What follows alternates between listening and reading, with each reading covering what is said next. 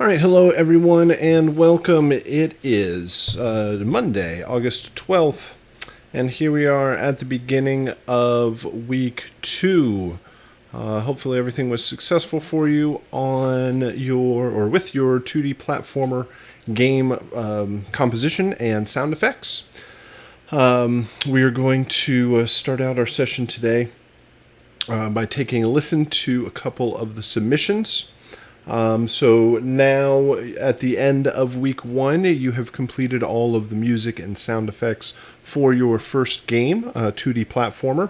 And I didn't receive any big emails on fire that said people were having troubles with it, so I can generally assume as we dive in, checking everything out, that everybody was successful in getting all of the assets created for the game. So hopefully you had the opportunity to play through the game a bit, get a sense of where you wanted to take the composition, and was able to create all of the pieces that you needed, the 9 files for the music, and the 18 sound effects. But certainly one of the challenges that most students encounter while working on this type of project is the fact that it is not one consistent piece of music. The fact that you might be fine getting main loop 1 and 2, but for some reason the third variation makes it a bit more challenging, or coming up, no problem with the main loops, but the intros and endings were more of a challenge. Individuals will have different elements of that, but that can certainly be common, the fact that it isn't a single piece of music, a 1, 2 or 3 minute long piece of music that you bounce out that just loops in the background. We wanted to get a broader sense of the interactivity of the music. We didn't want, then it would just it'd be like composing for a film or any other media where you're bouncing out the music as a single entity. But here, with the interactivity and the fact that it's constantly changing, and you want to make it more random, and you want it to follow the activity of the player, we divide the music out into its individual parts. So we will start out taking a listen to the submissions from week 1. And then we'll turn it over to the archive, which will dive into the next project of the month, Angry Bots, which is you will create all of the music and sound effects for that project in week 2. So week 2 is very similar in its setup, or at least its structure, in how the assignments are set up and what you will be delivering. But this time you will create music for a new style of game, which will require a new approach to how the music is composed and bounced out. Like, it's not going to be 9 files that are formatted or sort of follow the setup of intros, main loops, and endings. This is a very common approach to music and sound effects in games. Basically, some way to start the sound up, some way to stay in a loop for as long as you need to, and then some way to end it. This is very, very common approach to especially music in games. But week 2, we will be talking about switching between ambient and action game states. How do you go between periods of lower intensity and then higher intensity action in a game? And how does the soundtrack respond to that? So, new approach to the music. New style of game requires a new genre, and it's a much more kind of futuristic game, which allows or opens things up to more modern styles of production in music. And of course, it's all robots and explosions and electronics and techie kind of stuff, so it gives a lot of opportunity for sound design also. So by the end of week 2, you will have all of the music and sound effects created for both games, and then in week 3, we'll move into actually getting everything working in the game. So very similar to week 1, you will have music that will be delivered in a series of WAV files along with a certain number of sound effects. and then we'll put them all together later on next week. So that is generally where we are headed. Is there anything else that we need to discuss for this week? No, I think that'll get us started with everything. So if I switch over to Logic here, we have 4 submissions this round, which is excellent. We want to make sure that we get the wider kind of variety. The more submissions, the wider variety of things to listen to, the more opportunity for us to discuss different approaches to this composition. I think it is all well and good that you hear comments and feedback for your own submission. And of course, if you can make the live class so we can talk about your submission and have any questions and comments and feedback, all of that sort of stuff. But I also think it's very beneficial to hear everybody else's approach to this assignment. So you will hear things that you never even considered, good stuff. We'll talk about in general these are all good things that you should try to attempt in your own composition. Here's some bad things that we can encounter that we know we want to avoid. You also have the opportunity of revising the music and the sound effects all the way up until the end of the month. So after review and feedback, you have the opportunity to change music and sound effects. Plus, and you might even wait until you put it into the game next week using Wise, because that might also reveal other changes. If there are like really big, obvious, drastic things, then of course those things can be fixed ahead of time. But certainly going through and doing peer review is one opportunity, and then putting in the game will also reveal some other changes that might need to happen. And so you can make all of those changes all the way until the end of the month when you deliver the final version of everything. Here in the chat, we got a comment. I hope it wasn't bad to use my DAW of choice. I noticed it late in my composition that you said snapshot of the Logic project. It does not matter which DAW you choose for all of these projects.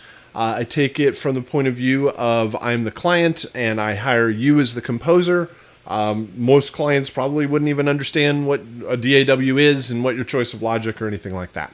I probably word it that way in the assignment because most people, or at least by default, everybody has access to Logic. But whatever you feel most comfortable in, that's perfectly fine, especially for all these main the game compositions. There is an assignment in week 3, the chiptune composition, where the assignment is kind of provided as a Logic session. So that one might be easier to do in Logic, but in general, it's really up to you as to which tools you use in the creation of the music. All right, so we have 4 submissions here that we will take a listen to. As you can see, each student or each track is like a student submission with the 9 files on it. I have all of the main loops over here. These are the 3 8-bar main loops. These are the 3 2-bar intro cues. And these are the 3 2-bar ending cues. And they're only in this order because alphabetically that's how they come in. So I'm going to start out with just kind of an overview discussion about what we're listening for, things to pay attention to, and then we'll go through one at a time, taking a listen to each one of them. All right, starting over here, we'll start with the main loops because that is the majority of what we will hear while somebody is playing the game. They're going to hear these 3 8-bar main loops constantly and randomly shifting and changing as the soundtrack plays.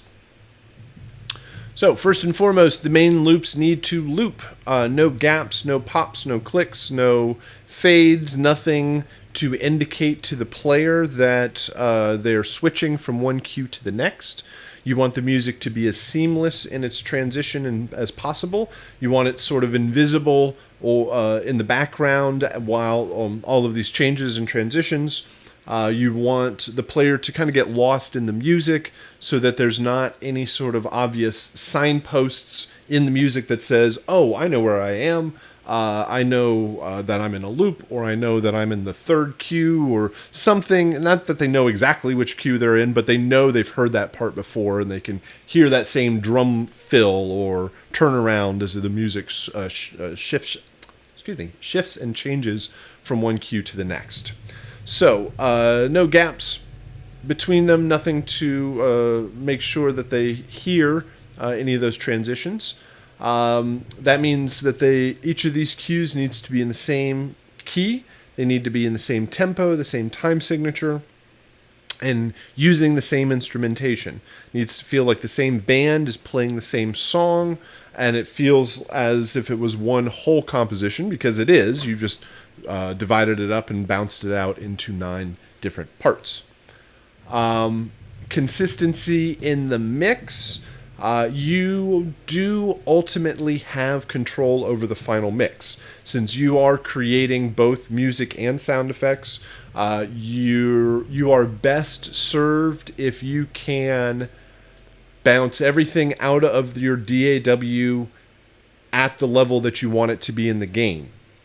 Meaning that you should probably take your music and your sound effects and put them in the same session at some point to make sure that the music isn't way louder than the sound effects, or the sound effects don't drown out your music.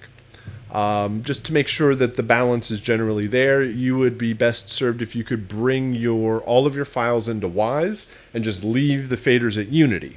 You don't have to. You can do tweaks and trims to bring the volume of each individual sound effect or music track up or down if you need to later on in Wise. But you're going to have better control over your faders and meters and all of that stuff if you do that in your DAW. So, consistency in the mix, consistency in instrumentation, tempo, time signature, all the compositional aspects.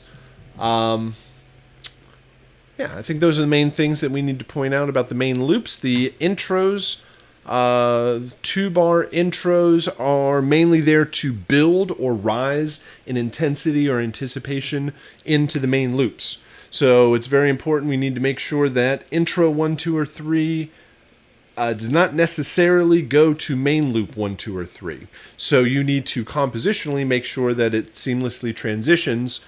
Intro 1 goes to main loop 1, 2, or 3. Intro 2, 1, 2, or 3, or intro 3 could go to all of the different combinations, including endings. All 3 of the main loops need to seamlessly transition into all 3 of the endings. The intros need to build in intensity. You need to use all of the instrumentation that is found in the main loops. It also needs to be present in the intros and endings. Again, like the entire band needs to be playing through intros, main loops, and endings. Sometimes I'll get where the intros and endings just don't have drums for some reason. So make sure that, now you don't need every single small percussive instrument, like if you have a tambourine in one of them. I mean, basically you just don't want to make it too obvious if certain things come and go out of the mix. So consider that. What else? Intros need to seamlessly transition, so the end of these intros needs to seamlessly butt up into the beginning of any one of these main loops to make sure that it makes sense as it transitions. And then the 3 endings. The main thing with the endings is they need to end. So it looks like these are probably going to get cut off. Yeah, they get cut off by the end of the file. You want to make sure that they don't get cut off by the end of the file. This one looks like it's going to end. These look like they're going to get cut off. All 3 of these are going to get cut off. So we want to make sure that everything fades all the way to silence and it makes its way to resolve the musical idea. Whatever was going on in the main loops You need to use the drums, bass, harmony, melody, take all of the instrumentation, kind of put the final period at the end of the sentence to finish everything out. So, I think that's enough description. Just kind of overview now. If you have any questions, please go ahead and post it up in the chat as we're taking a listen. And the first one here, the main thing I notice is very compressed and or probably limited.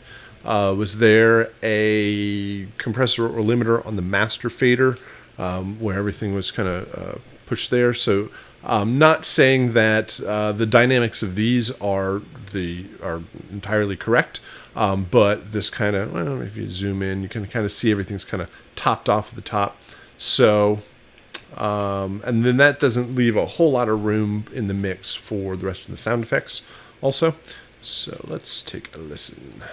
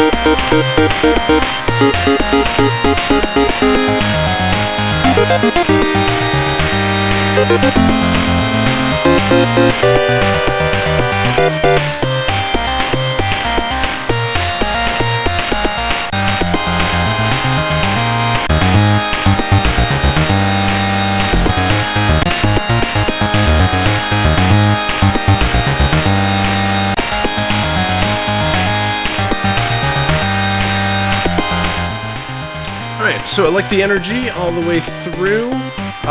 It transitions nicely from one to the next.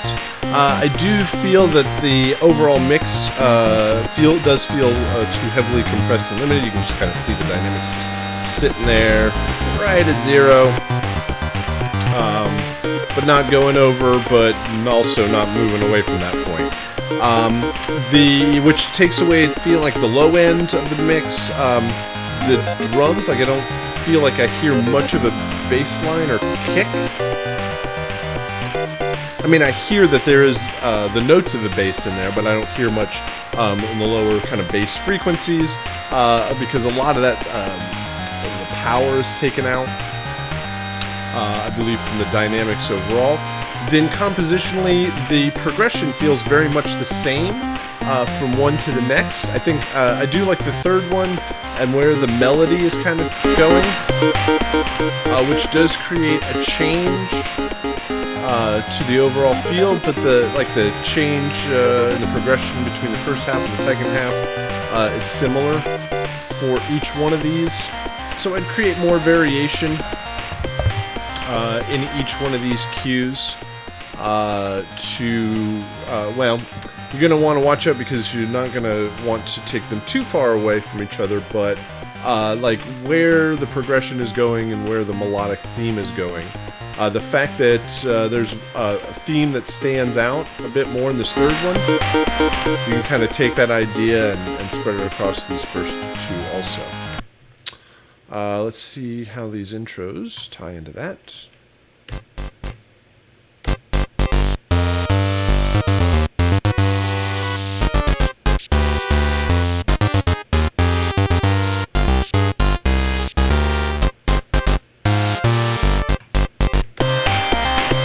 Alright, so these three intros seem to be missing some synths, or at least some of the power. I mean, you can even see it in the dynamics.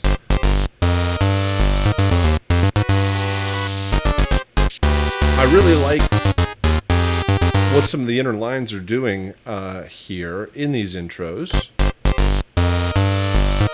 Is there drums? There's not drums, there's kind of percussive synths.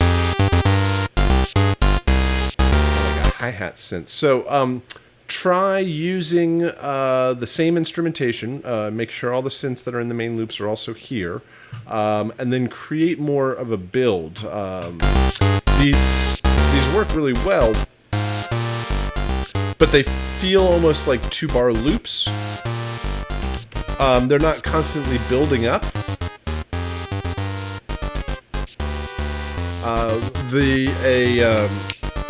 A 2-bar loop. No, sorry. A 2-bar intro should build and fall, and would build and fall and build and fall. It shouldn't make sense as a loop overall. 2 main drops down. Went for the NES sound. Yeah, you kind of got this kind of retro, especially in these intros. You kind of got a feel for that. And then 3 endings.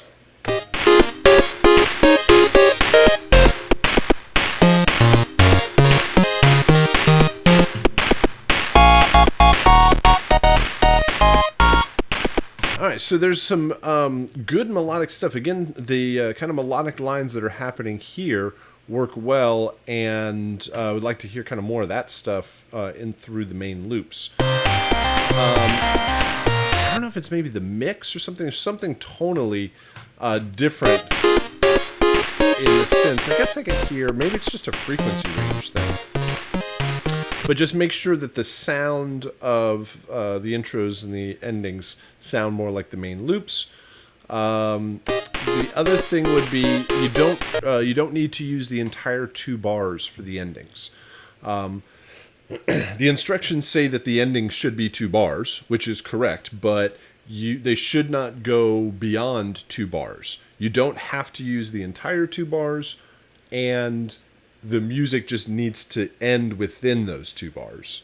If the music does go all the way to the end, and you need a little bit of extra room for the reverb or the decay to fade out, that's also fine. But musically, you can end a bit more, bit earlier. 1, 2, let's see, 1, 2, 3, 4, 2, 2, 3, 4. So, probably on beat 1 of bar 2, or probably beat 3 of bar 2. 1, 2, 3, 4, 2, 2, 3. And you could just end on whatever the last chord is there. Let's try. 1, 2, 3, 4, 2, 2, 3.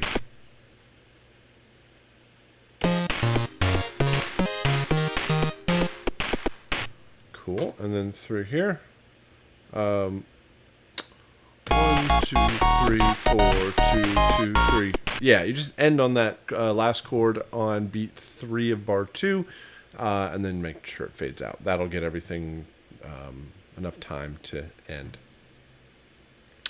Here in the chat, posted 3 configs in the discussion. Yeah, I go for the final delivery, so we can go through each of the original, or like what it will actually sound like in the game.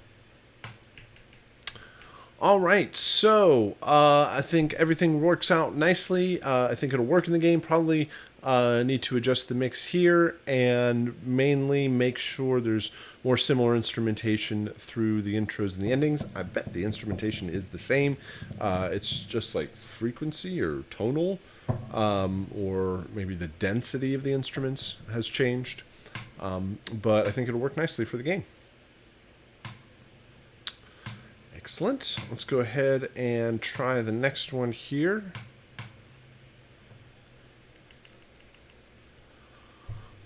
We will take a listen to the main loops.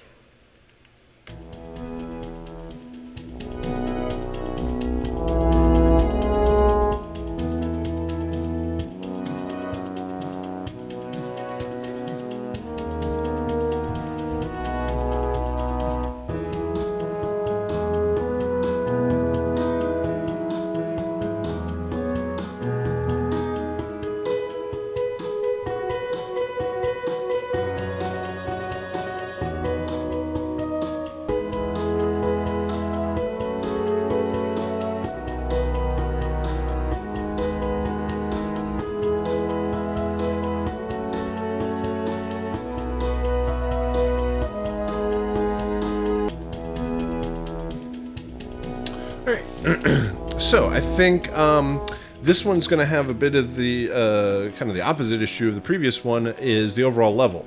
I think the overall level is quite low. and you want to make sure that your music isn't going to be masked by all the sound effects, because the first thing somebody's going to do when they play the game is hit the trigger button a whole bunch and fire off the weapon a whole bunch, and it's going to have that kind of big sound, and it's going to cover over all the music. So, and then just beyond just the overall level of the music, you want to make sure that the internal levels will work appropriately. So, especially, I think let's go to the second and third, because these two have a stronger rhythmic element. The main thing that I heard in the first one was kind of, lack of strong rhythmic aspect to it. So, first off, I'm going to crank it up quite a bit to kind of hear what's going on in more of the detail. You hear the drums. The main thing is like dynamics and punch. Need to bring up the power of the drums. I would, you've got the drums, and your main lead instrument here is what, the piano? Maybe some woodwinds. So take your drums and take your lead instrument and start with those and bring them up so that they fill up the meter, and then start kind of mixing around, bring everything in around that, because those are your main focus. That will create, because I think you have, compositionally, you have some good elements in there. You have drums, you've got the piano, you've got woodwinds, you've got strings in there. And so more of the rhythmic... Oh, can't hear anything now. Oh, okay. So I think it's more of the rhythmic aspects of the composition. The fact that there needs to be kind of more energy to it overall, especially when the louder instruments are like the strings and the woodwinds that are have more sustain to them, which can slow down the overall pace. So bring up the kick, snare, hi-hat, drum, kick, snare, hi-hat, yeah, that kind of stuff. Because here we go, that kind of movement works very well. It's just kind of buried pretty far in there. So back on one, this one I hear the hi-hat, but I can barely hear the kick and snare, even more so than 2 and 3. So bring out more of that punchy stuff, and that will help the... because you have a nice kind of melodic lead on top of all that. Let's go to the intros.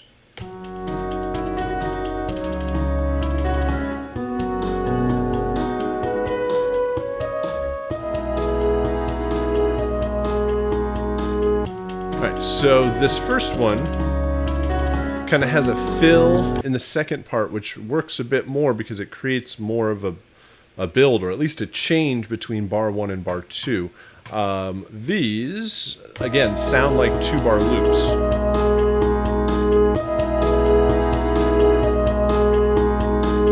Where they make sense as they loop around. An intro...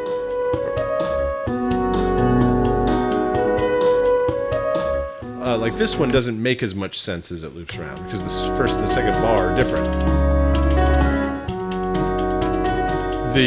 Actually, the harmonically and melodically, it does kind of sound like a loop, because they don't kind of rise and build, but the drums change. So I would, create more change in the second bar. Have everything build up. Should be a drum fill to a final crash. Well, I guess that's probably not a good idea to put a crash at the end of the intro. Oh, kind of froze there. That was weird. And the melodic instrument builds up, rises up. The harmonic instrument rises up. Everything kind of builds to that final peak. And 3 endings. Again, we need to make sure that these end.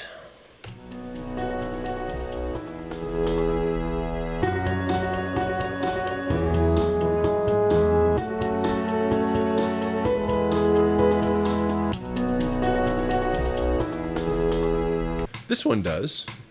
I mean, it doesn't, like, the file cuts off the audio, but compositionally it ends. You just need to create a fade and probably leave it, let it bounce out a little bit longer to help some of that decay and fade out. But the drums end.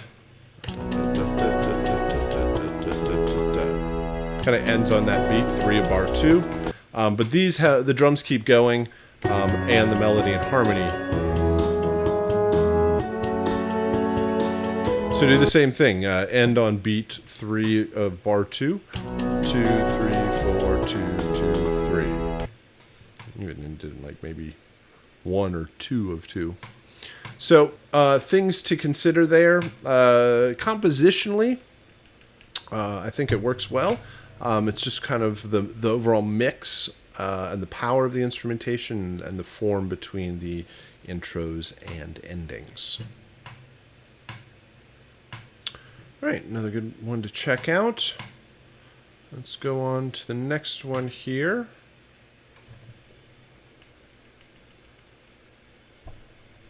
And we will take a listen to the main loops.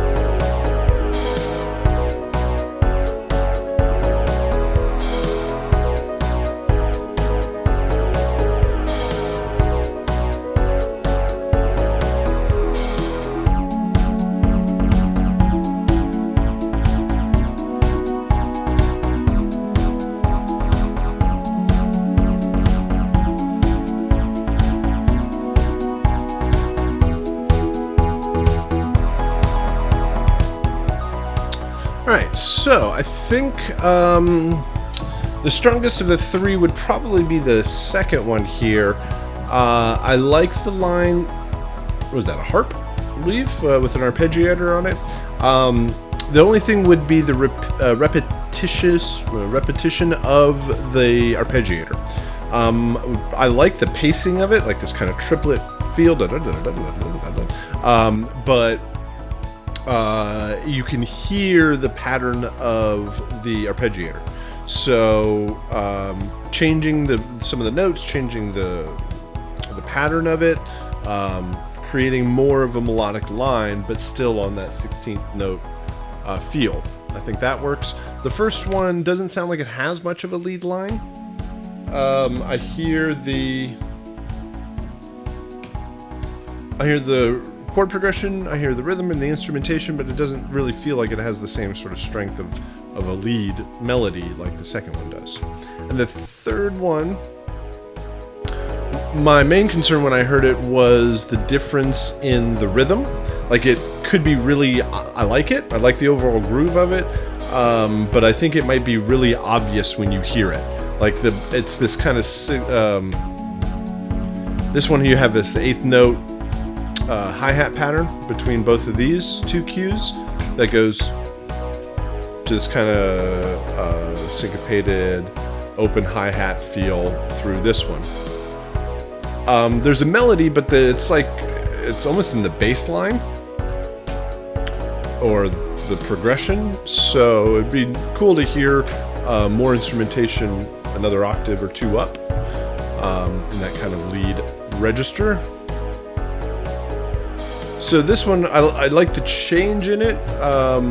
So I think it's really in the context of the game. Check it out in the context of the game and see like what happens if it plays this one too many times in a row, if it becomes really obvious as to which one you're in when you hear, like, you can always identify that third one.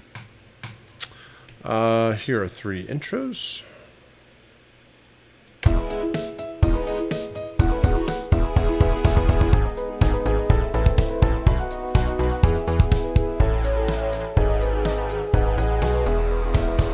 Alright, so the main thing that I hear here is that each one of these intros, they almost sound like endings.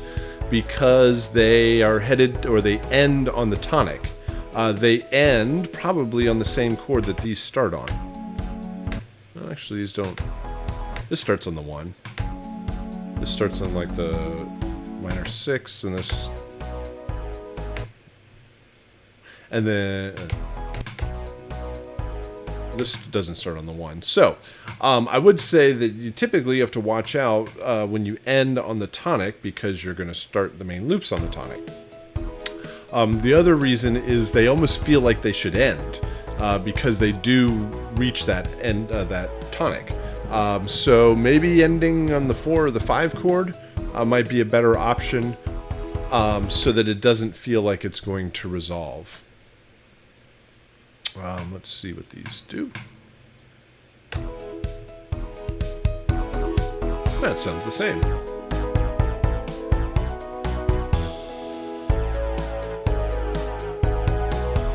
Okay.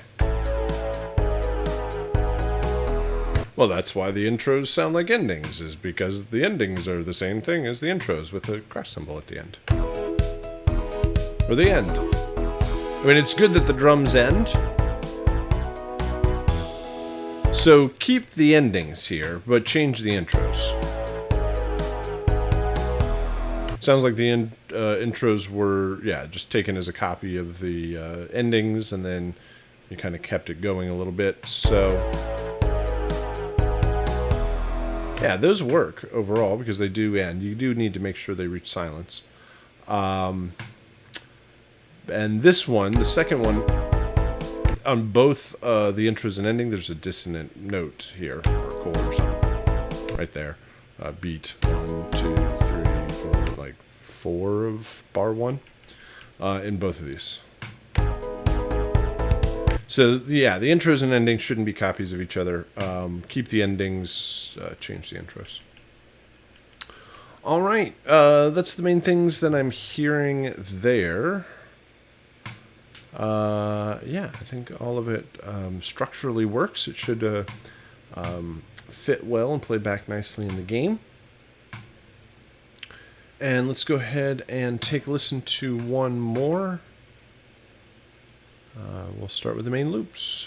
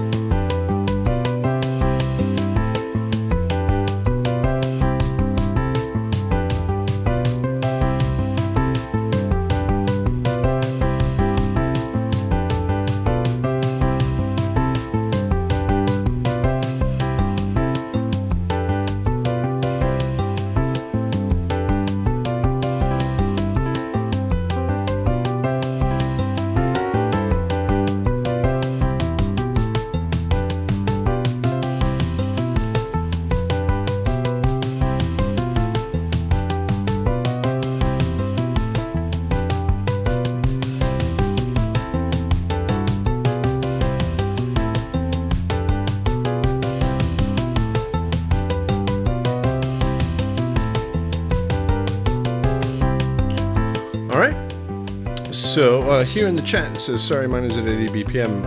It actually feels like it's at 160 overall.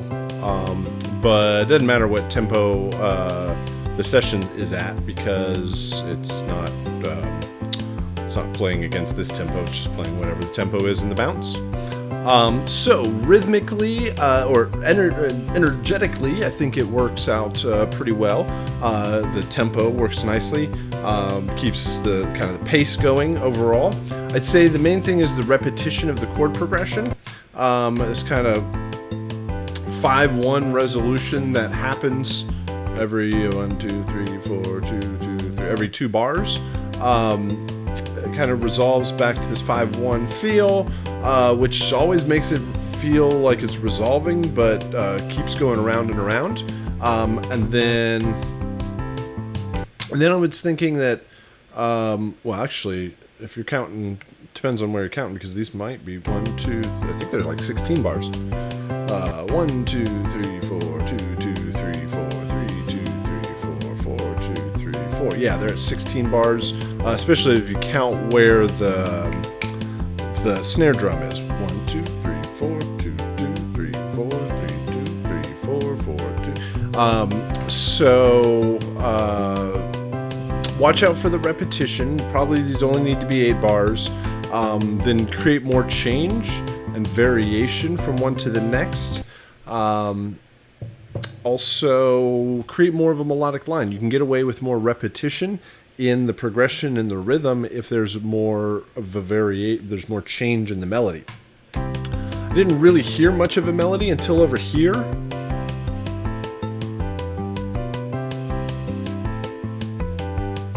There's like da da da da da da da, like these little phrases in there.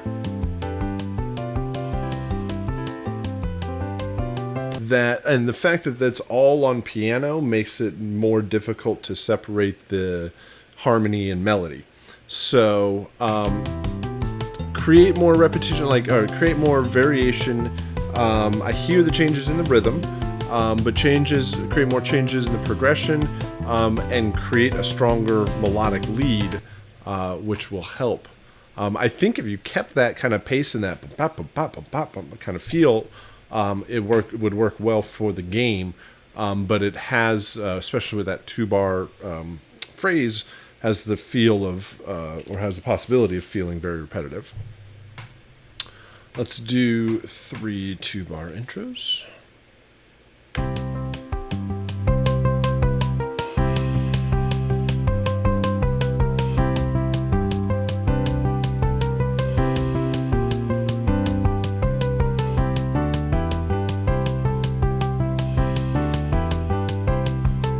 Yeah, these are twice as long. You don't need the kind of repetition in there. So 1, 2, 3, 4, 2, 2, 3, 4. And then I wouldn't drop down. I would just kind of go up. As you kind of do there with each one of these, I think. And kind of subdividing the beat works well, which is kind of what you've done, which is 1, 2, 3, 4, 1, 2, 3, 4, 5, 6, 7, 8. 1, 2, 3, 4, 1, 2, 3, 4, 5, 6, 7, 8. Right? Dun, dun, dun, dun, dun, dun, dun, dun, dun, dun, dun. So, yeah, chop these in half, create a little bit more rise in the second bar. That works. Da, da, da, dum. Kind of building up. And I'm going to guess these will probably need to be chopped in half too, and then create the actual ending.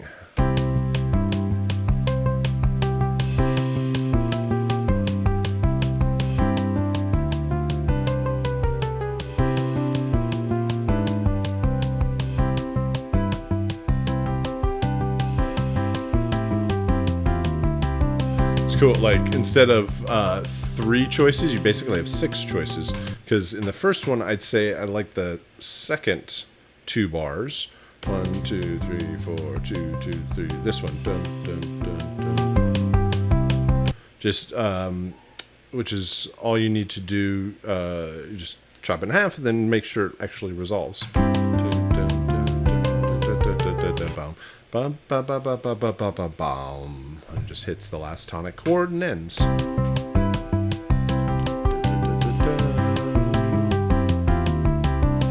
So you have all of the compositional parts. I think everything is going to work nicely. But you just need to make sure the lengths of the regions are correct, and you create enough variation over the course of the cue. You don't want to have and use the repetition. All right. Nice work overall. Gave us 4 really good examples to check out. Again, I think it's great for everybody to get the individual feedback, but it's also, I think, even more beneficial to see everybody else's versions of this, everybody else's approaches, and I hope it encourages more people to submit each week. So next week we will submit for the Angry Bots composition, and we'll do the same sort of thing. Everybody will get a feedback video for the composition. but it always helps to see as many different variations as possible. So if you have any questions, you can certainly post them up in the chat. But at this point, I'm going to turn it over to the archive to discuss the new assignments for week 2, what's coming up. I'll stick around for a few minutes after we wrap up here to answer any questions, and I'll be sending out the archive link here soon, or once we kind of render everything, get it ready for tomorrow. But please let me know if you do have any questions. Thank you very much for submitting for the peer review. And other than that, we will meet again on Wednesday. Come Wednesday, prepared with any sort of questions that you might have, and or if you have any thing you want to check out or listen to for the Angry Bots composition coming up before you have to submit it towards the end of the week, we can do that. So thank you very much, and have a good rest of your day. All right, let's go ahead and discuss the new assignments for week 2. So we have a new project. We have a new game. We have a new soundtrack. A new style of game requires a new approach to the music. And so our game this week is called Angry Bots, and it is a demo that is provided by Unity Games. Again, this game is built in the Unity game engine. Next week, in week 3, we'll start talking more about the technology, and we'll discuss game engines and audio middleware and some of the software and tools that are kind of running all of this stuff in the background. And like I've said before, saying like game engine is like saying DAW, kind of, sort of, not really, but sort of. Basically, in the same way that a DAW is the tool that you use to make music, a game engine is the tool that a game developer uses to make a game. And just in the same way that there's Logic and Pro Tools, and they give away free projects and like, here's some recorded music for you to check out and test out how our software works. They do the same thing with games. They can provide versions of the games that people can tear apart, and we can get in there with our music and sound effects. So our new game for this week is a different style of game, different approach to gameplay overall. In Angry Bots here, you are this mercenary infiltrating a robot factory. The robots are none too happy that you're there, and they are bent on your destruction, so they will come after you. And your job is to kind of go further and further into the game world. This is a much more complete game. There is more stuff going on. Let's see here. Where am I? More stuff going on than 2D platformer, or more like there's like a beginning, a middle, and an end. Where 2D platformer, the score would just go up and up and up. This one, there is like an ending to it. You can actually beat the level. It's not a full game. It's just like one level of what would be a much larger game. But it takes about 5 or 10 minutes to complete the first time. And this one is kind of a much more futuristic, techie designed world. Lots of kind of sci-fi influences, robots and explosions and lasers and rocket launchers and sliding doors and technology and all sorts of interesting things for music and sound design. It's not probably an all ages, family friendly kind of game. Much more kind of dark and intense. And our main focus with the music is the idea of ambient and action, switching back and forth between lower intensity ambient music and higher intensity action music. And when I talk about ambient music, I don't really mean the style or genre of ambient music. Not like Brian Eno, Music for Airports, kind of just a slow drone that never changes, never does anything. Ambient just means less than action. Sometimes it's known as battle and exploration. But this is the idea of there's a period of time in the game where you're just kind of wandering around the level trying to figure out what's going on. And lots of games do this, where there's a period of time where you're exploring, and then all of a sudden an enemy jumps out and there's battle music. And the battle ensues for a particular period of time, and then you either win or lose the battle, and you move forward from that. So same sort of thing here. We have to, if you did nothing else in the game, if you just sat there in a corner and hid forever, you would hear this ambient piece of music. Ambient doesn't mean just a drone, just kind of slow and boring. It can have energy to it. It can have good instrument layers to it. It can have drums and bass and harmony, maybe even melody, but probably we'll leave that up for other pieces of music. But it can have structure to it. It can have development, and it really shouldn't just be one slow drone that doesn't do anything and just sits there. So there would be an ambient piece of music until a battle happens. And when one of the battle happens, one of these robots comes out to attack. And you'll notice that the battles are pretty short, right? So this guy wakes up, he comes to attack, you only hit him a couple of times, and he explodes. This guy comes to attack, and I kind of toy around with him a little bit, run away, let him chase you. And eventually, you'll either destroy the bad guy or the robot, or they will destroy you. And whenever these battles happen, the action music comes in. And then when the battle is over, the action music will leave and return back to just the ambient music. The ambient layer or the ambient cue will always be there, will always be playing. And when you fight one of these robots, then the corresponding piece of action music will come in. There are 3 different types of robots, and each one of them has a different action cue or action theme that's attached to it. And whenever you battle that particular robot, you will hear its action theme. And then when you defeat that robot, that theme will eventually go away. It'll fade out. So you have an ambient cue, and then you have 3 action cues that represent each of the different robots. They can play at the same time and will play at the same time. So you will, no matter wherever you are in the game, you will always be hearing the ambient cue. Then one of these battles starts and the corresponding action cue comes in. So we have to understand, how do we add or subtract this action music whenever we want. That's one of the main challenges here. We have to be able to get into a higher intensity action piece of music and then return back to the ambient piece of music as seamlessly and invisibly as possible. So, how does the game know when a battle is happening? And the answer to that is it uses health points. It uses, you have health points, and the characters have health points.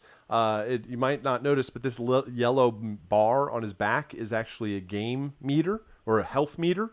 And it tells you how long it takes. A lot to destroy you in the game, because it's mostly just to test out and have fun with it. And defeating one of these robots doesn't really take all that much time.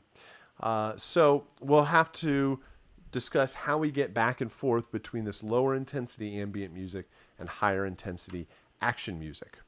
Let me explain each one of the robots.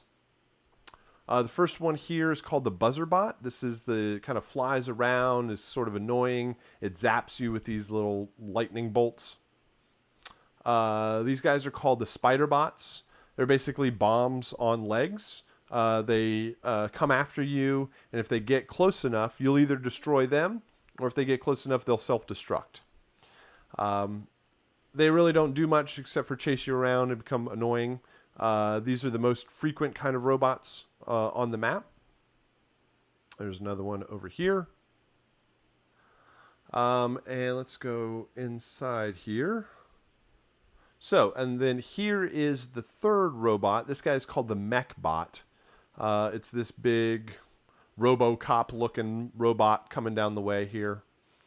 These I would kind of consider like a mini boss. They're kind of harder to destroy. You have to unload into them to eventually defeat them. And then there's just the same robots across the rest of the map. The good thing with the music and sound is we really only have to focus. I mean, you really are you see everything in the beginning of the level, and all of your music and sound effects will be populated through the rest of the game. So let's go ahead and bring up some of the other material. Let's see. Here's the PDF that you get.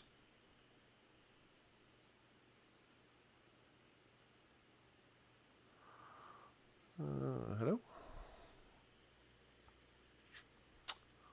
Is that not working? Shrink down. There you go. Okay. So here's the PDF you get. It discusses all sorts of different aspects of the composition of the project. You have action and ambient cues. Why do I keep turning away? There we go. You have action and ambient cues and a discussion of each one of those. How to play Angry Bots, hopefully, should be relatively straightforward, not too difficult to control. You can use the arrow keys to go up, down, left, and right. You can use the mouse to look around and then left click or just click on your trackpad to fire. There's a couple of listening tracks as reference. Different classic games in the style of this kind of sci-fi action game. Musical style. Here we're really looking and focusing on intensity. We want to make sure that whenever those robots come after you, that it's really powerful and strong and intense. You need to feel like the danger of these robots coming to attack. Nothing too chill, nothing too laid back. Sometimes I hear some music and it's like, hey, robots aren't so bad. Let's go ahead and have a cup of coffee or something like that. And they're like, yeah, sure, that's no problem. Which is not what you want. You want intense and strong and loud, and robots are chasing you around with lasers and missile launchers and all sorts of crazy sci-fi sort of stuff. So you want to match that aesthetic. On the other side of that is another thing that I get that is better, but it doesn't work too well, is like Robot Dance Party, where everything is like super hypey dance and not that dark or intense. It's like party time, and that doesn't necessarily work either. So intense and strong instrumentation. I have suggested instrumentation, synths and pads and driving bass lines, gated effects, sweeping filters, bouncing delays, fast percussion, heavy distorted guitars, big fast drums, large brass and strings, cymbal swells and impacts, anything that portrays strength and intensity.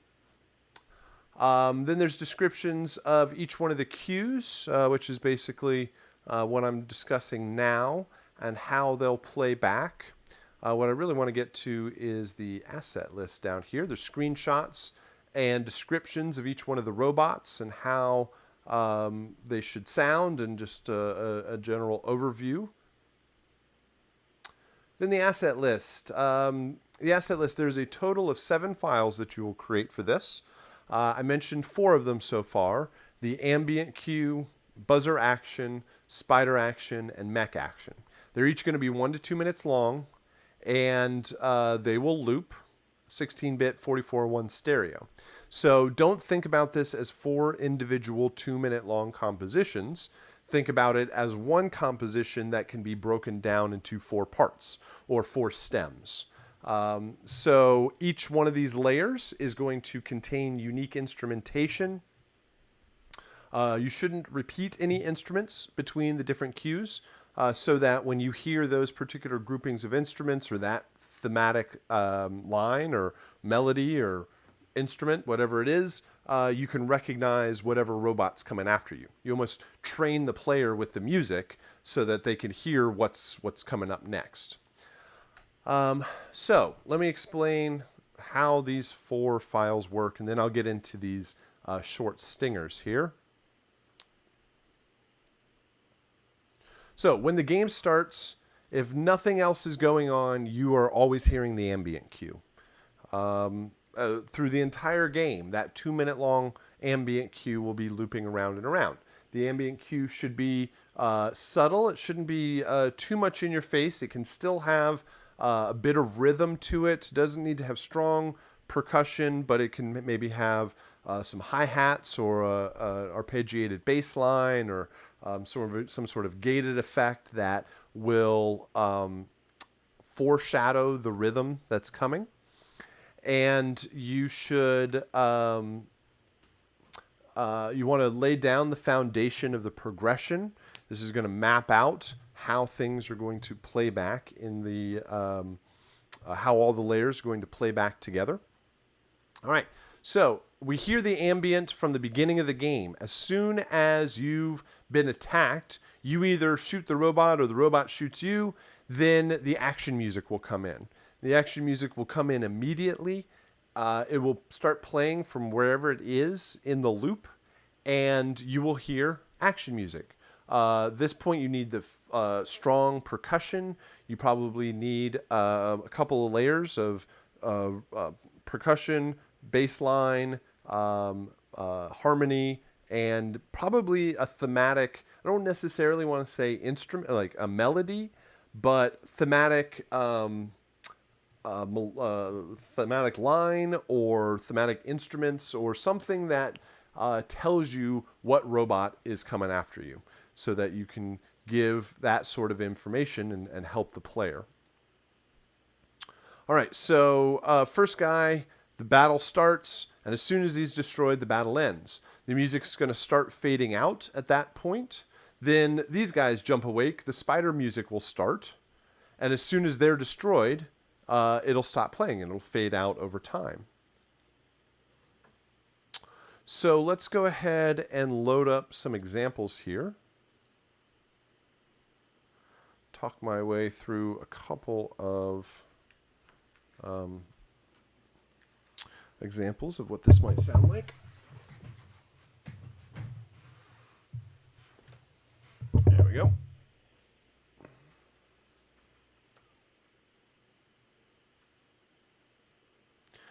All right, so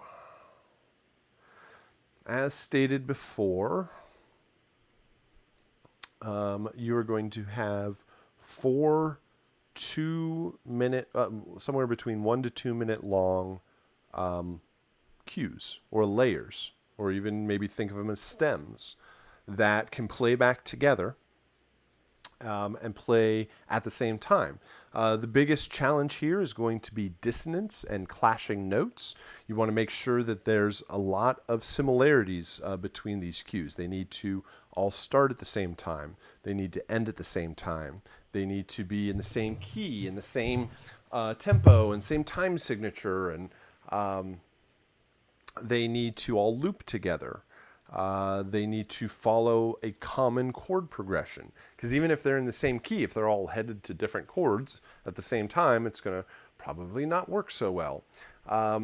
So you need to, with all of the things that are the same, key, tempo, time signature, looping, starting, stopping, the things that are going to be unique are your choice of instrumentation. Each cue should have unique instrumentation that's only found in that cue. You really shouldn't repeat any instrument lines. You shouldn't copy anything because when the game puts it all back together, it's going to double things up. Like if you have the same drum pattern in multiple cues, when you play them all together, then that drum pattern is 4 times as loud as everything else. So make sure that you have unique instrumentation and then a unique composition.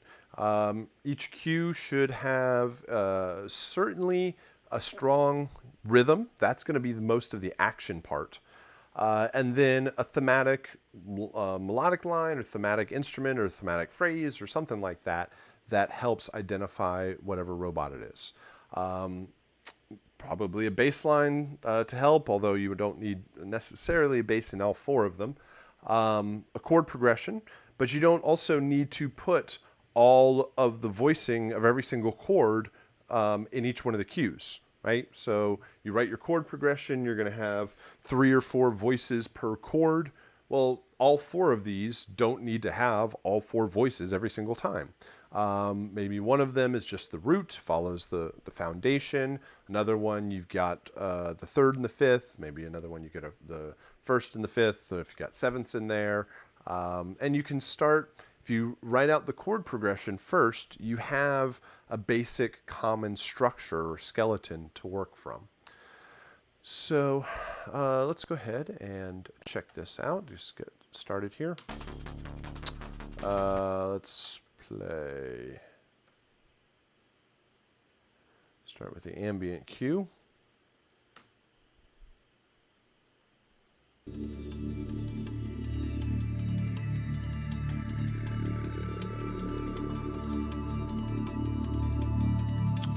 All right, I am going to I'm going to play the part of the game, just mixing these up and down. And the whole reason this thing is going to work in the game is because when the game starts, all 4 of these pieces of music are going to start, and they're going to play together. They're going to reach the end and all loop together, so they're going to constantly be in sync. The only thing is, the player's only going to hear this first one at the beginning. The 3 others are going to be silent. Then the buzzer comes in. So let's do this. Game starts.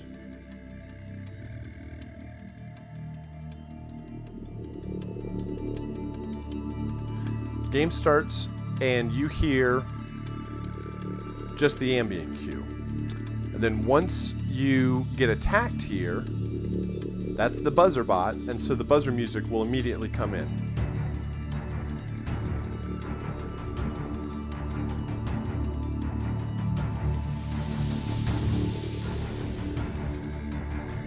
And you're going to hear that buzzer music as long as the battle's going on.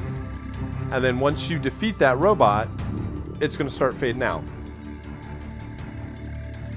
And the game is going to do this a whole lot better than I can and control it in the DAW. But it's going to fade that out. And whenever that robot attacks, that music comes in. So this is the buzzer by itself. So we've added the low strong strings. You got some big timpani hits in there, big low bass drums, and there's these little white noise sweeps somewhere, I think, in here. There you go. So it adds a little bit of layers. So this ambient cue is mainly made up of, has a hi-hat pattern in it, but mostly is a chord progression. This is outlining the chord progression. No, it's a couple of notes that are just kind of presenting the foundation of that chord progression. Here in the chat, it says, so that means we're making tracks separate, so that means the music can't clash. Yeah, you are probably best to think about it as one whole composition. So what I end up doing in my composition session is I'll set up a region just like this, like a particular length that depends on your tempo of your music, and you'll count out how many bars will fit, how many bars you want to use that will fit with between 1 to 2 minutes, and then just start adding instruments. I would often start out with a basic just piano. Just start writing your chord progression, even though it's going to end up probably very synthetic and very electronic and all that sort of stuff. Start out with a piano or a basic keyboard patch.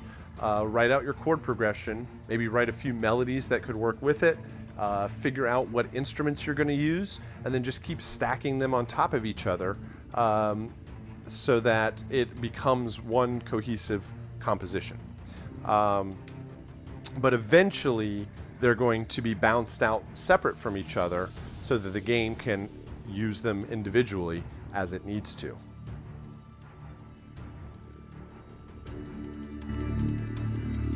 All right, so that is the buzzer.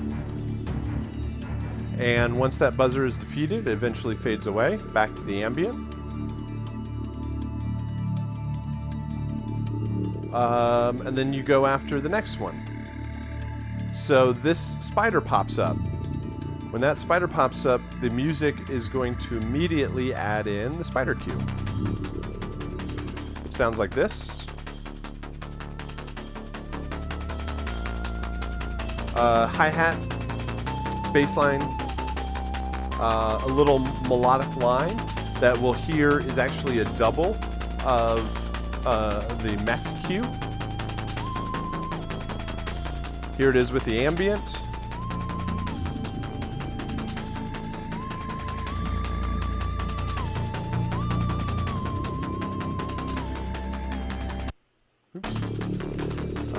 And then this guy's destroyed.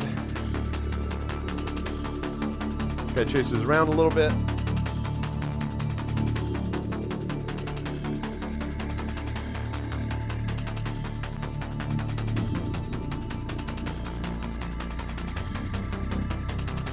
When that guy's gone, the music will fade out.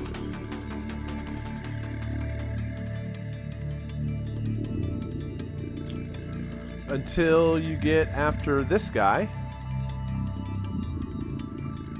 And this guy is the mech bot. And he comes and he attacks, and it sounds like this.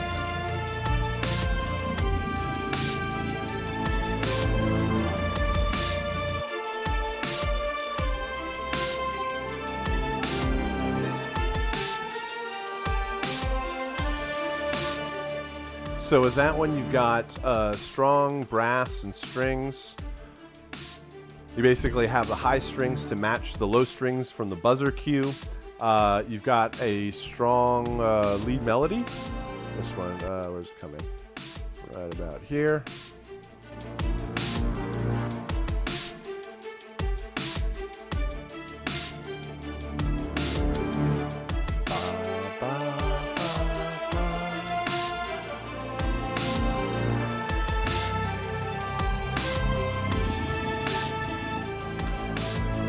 And you also have the ability to have 2 or even all 3 robots on the screen at the same time. So we could bring in the buzzer cue.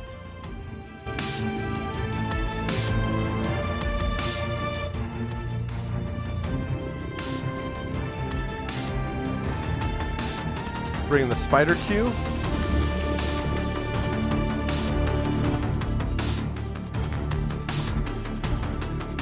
And all 4 of these cues should be able to play together. No clashing notes, no clashing rhythms. Again, think about it as one cohesive composition that with multiple layers that can play at the same time.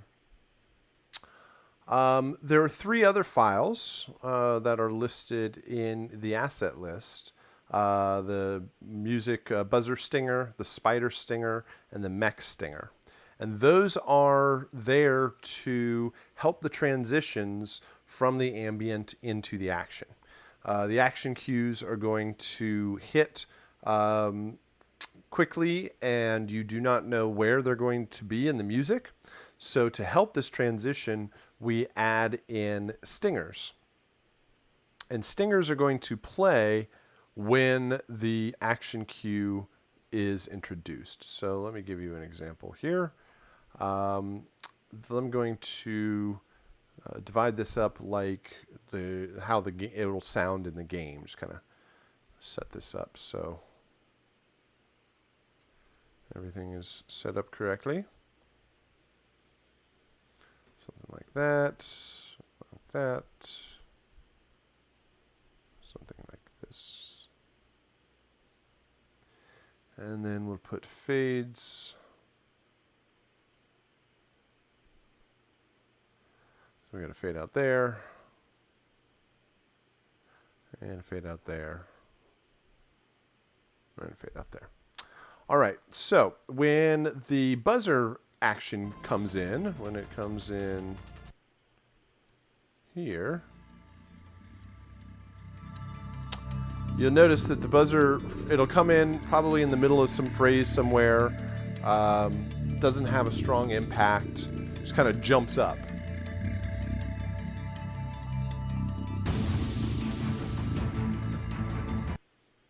So, oh, I was actually at the end of a sweep there. That's actually kind of luckier than it typically is.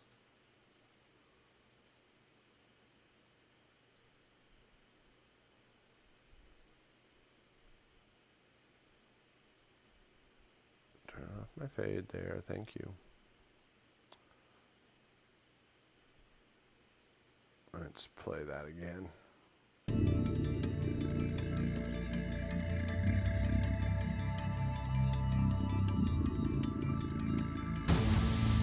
So it just comes in there. And so to hide that sudden transition, we can throw stingers in here. And the game, again, the game's going to do this all for you. A stinger should hit have a strong impact at the front and fade out to silence very quickly. It's meant to distract and create a little bit of interest at that whatever the random point that's going to transition. Provides a little bit of consistency, even though it is kind of just going to be a random point. If you're familiar with electronic music and like drops and impacts and things like that, that is commonly what a stinger could be. Stingers are typically have a strong impact, maybe some low end, maybe it could be a drop, and then there's another layer or two on top of what I call like some modulation or some filtering or a pitch drop or a sweep, filter sweep, or a synth arpeggiator or something like that. These are all kind of strong impacts.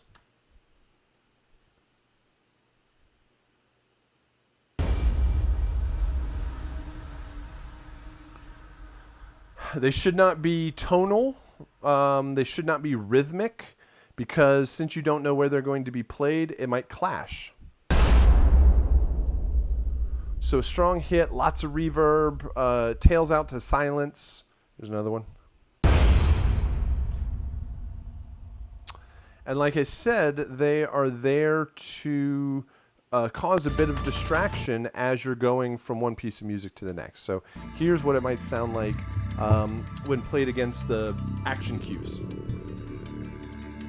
And again, the game does all of this for you. You just have to create the material.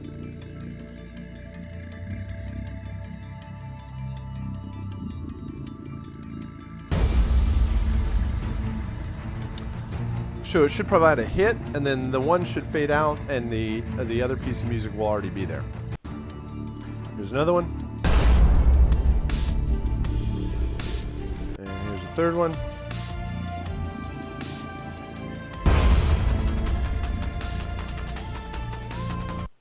So hopefully that gives you a good idea of where to start with the composition. I'm going to play one more here. Let's get rid of that, and this, and this. All right, here's another ambient cue. So this would be a good example. This would be a good example to say that the ambient cue doesn't need to be boring. It doesn't need to not move or do any or have any changes to it. Here you can hear the outline of the chord progression. You hear a arpeggiated phrase. You hear some percussion, but it's not like a kick, snare, hi-hat pattern. It is sporadic and meant to provide emphasis. Here is the buzzer cue.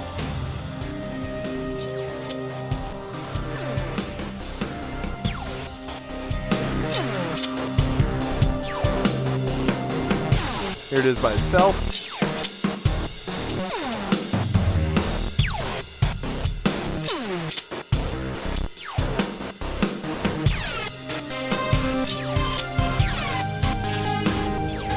So it follows along, it's got a little melodic line to it. It's got drums, that's probably the most important thing to add for the action cue. Here's a spider.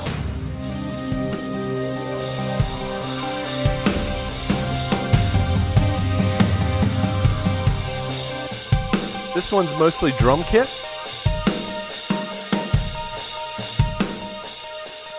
Mostly drum kit, got a lot of crash cymbal in there.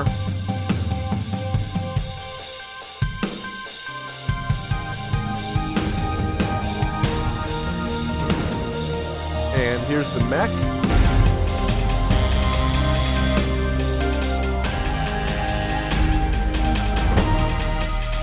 Mech sounds cool. It almost sounds like an alarm going off.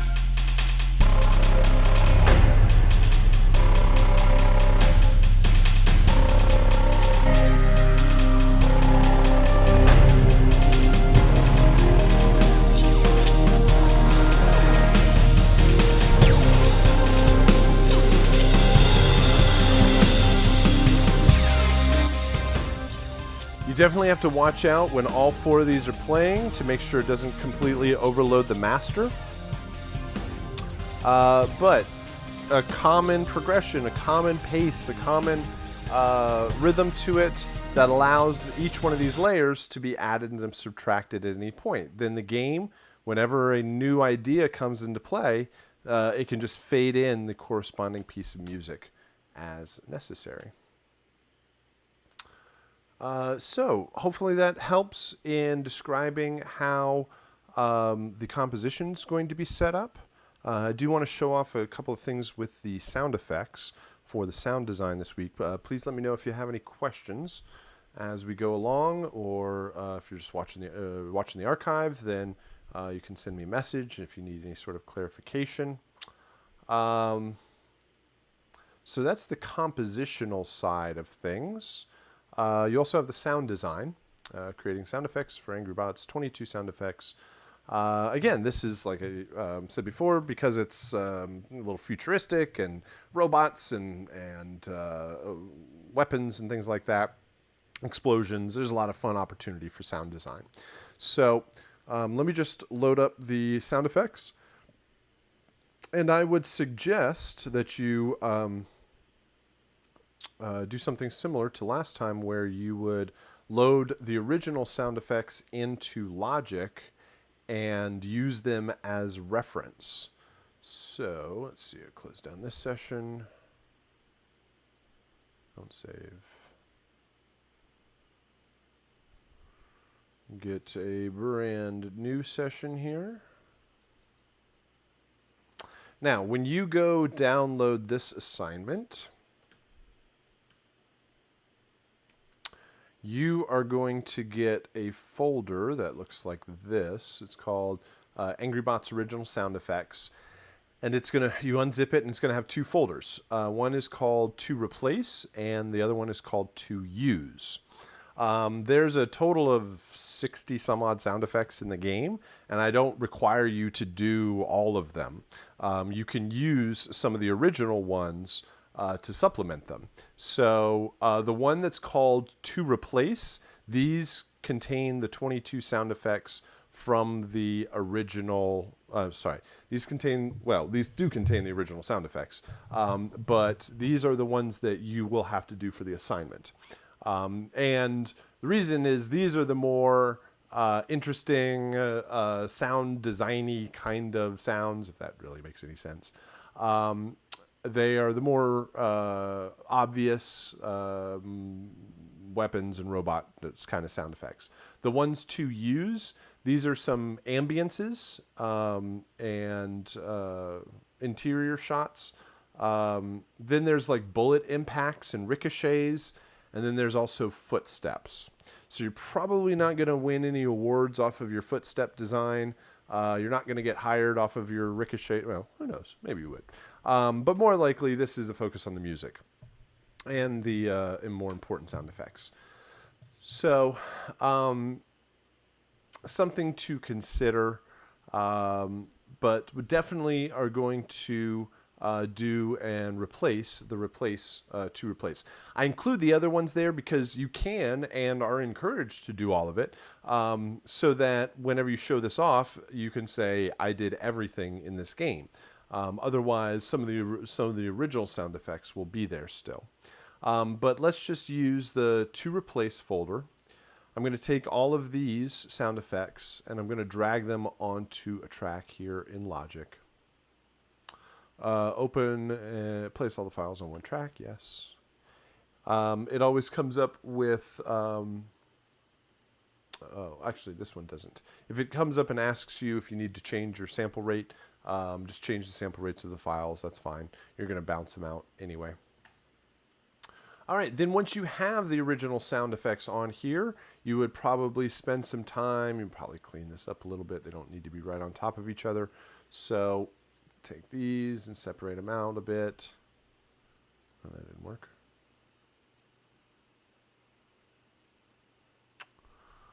Well, Logic, come on. You can cooperate with me.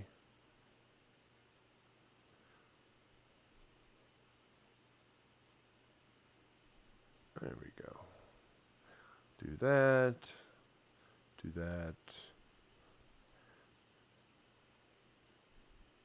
And you don't need to watch me do all of these. But just trust me, separate them out a little bit so that there's a little gap in there. So when you bounce everything, you have a little room. Then you would create a couple of blank tracks down below. And build all of your sound design directly below the original sounds. But listen to the sounds as reference for what they should sound like, how loud they should be, what's the shape or like the waveform look like, how loud is it, how long is it, yeah, just the basic properties of that file.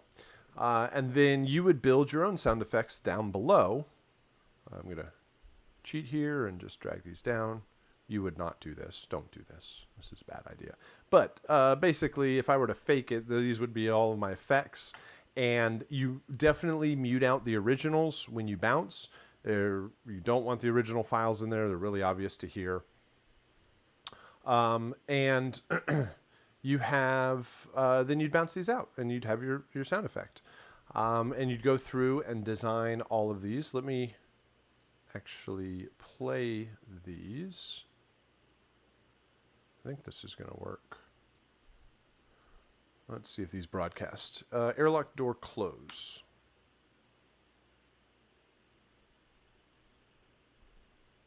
That did not work. Hold on.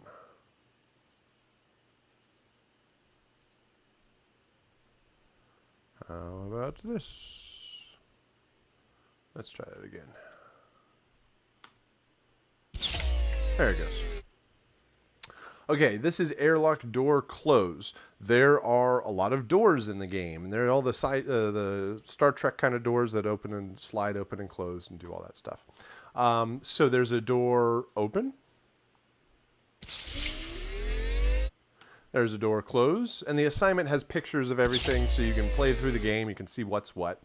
A lot of times you can get away with the close just being the reverse of the open. Maybe there's a little like chunk, like ka-chunk at the end as it locks closed. But with these, you can use with hydraulics, pneumatics, servos, motors, those kind of things give you those kind of great mechanical sounds. Ambience, exterior rain.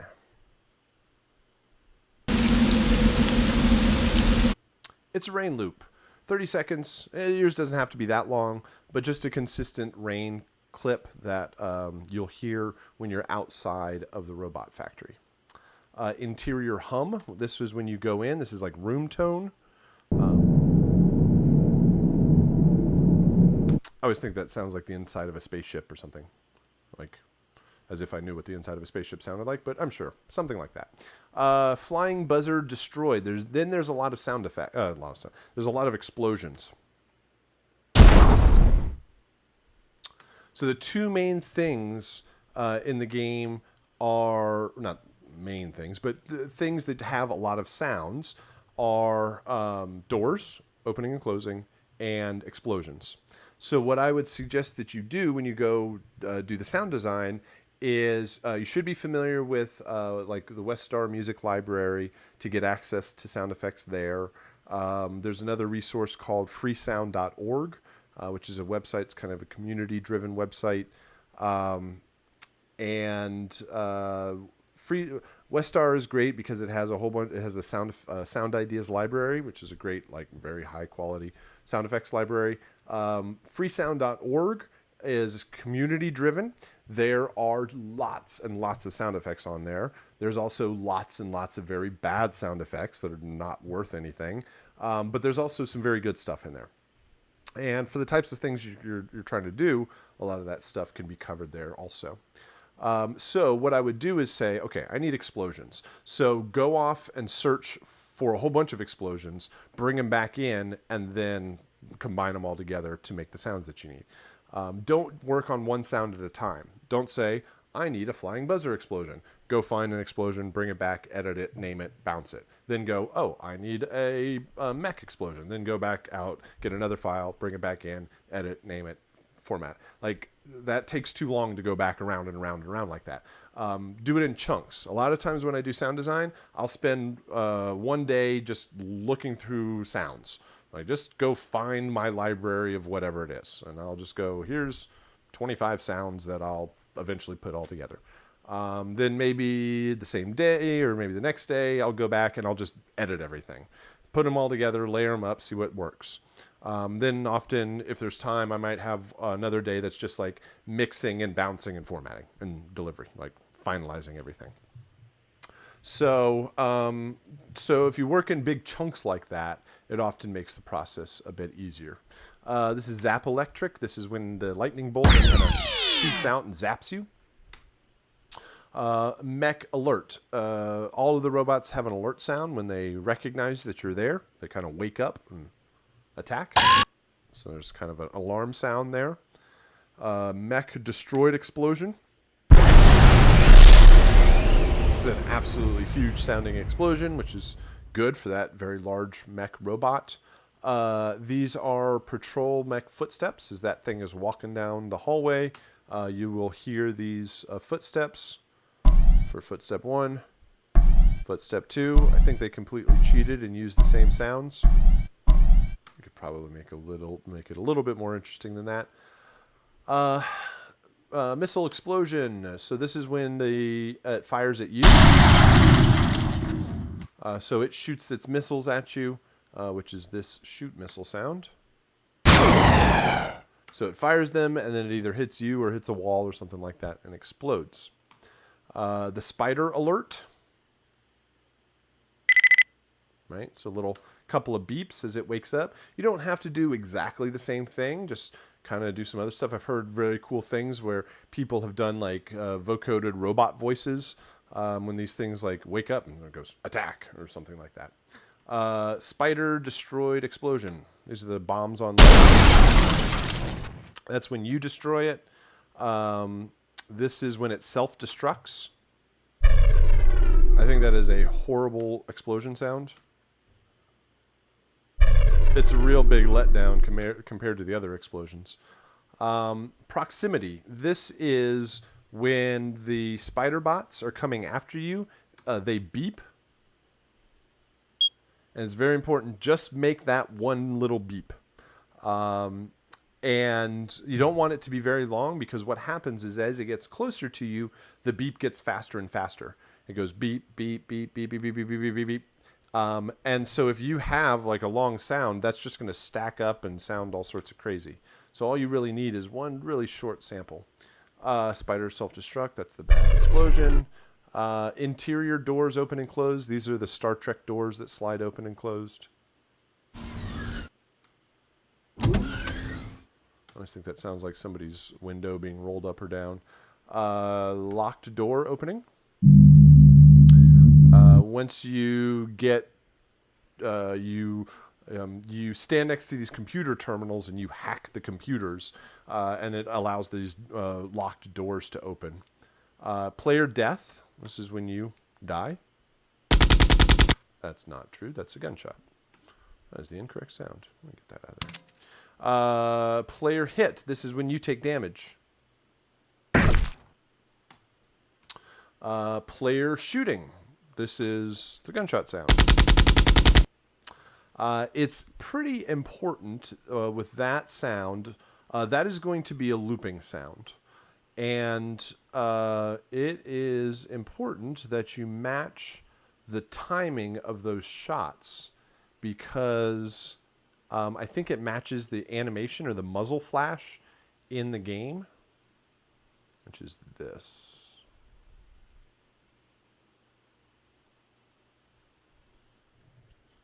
So this is player shooting. Oh, muted. Right, so that's just a loop going around and around. You would probably be best served 1, 2, 3, 4, 5, 6, 7, 8, 9, 10, 11, 12. There's 12 in here. Just build your shots right below that and just use the same timing so that it creates this kind of smooth loop overall. And the last one is, I think it's the last one. Yeah, terminal hacked. Right, just some sort of electronic sound as the terminal is being hacked. I've heard people like typing on their computers, or it sounds like a keyboard, or there's a voice in there that says terminal hacked. I don't know why a computer would tell you it's been hacked, but whatever. So that hopefully, again, will give you a good direction for your sound design. Always make sure that you mute out the original track. Don't include the original sound effects in there. Create 22 sound effects for Angry Bots. And I think that should be it. That's certainly quite enough for me for this afternoon. We did the peer review of the submissions, which was always great. Again, it hopefully encourages everybody to submit also for next round. And then we talked about your Angry Bots and your Angry Bots music and sound design. So if you have any questions, go ahead and post them up in the chat or send me a message. But other than that, let's go ahead and wrap it up there. And I'll see you again on Thursday. All right. Thank you very much.